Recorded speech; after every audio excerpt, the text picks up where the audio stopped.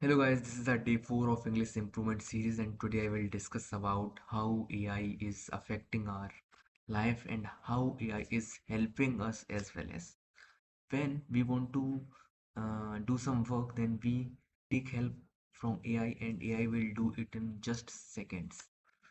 And how it will replace us. So the peoples who are not focusing on their skill, who will not learn the new skills, then definitely AI will replace. But uh, don't fear from AI because it is also helping us to do work very fast. So it is not just we have to learn a new skill, work on our skills. That's only the way we can stop AI to replace us. AI cannot replace us because we have make AI.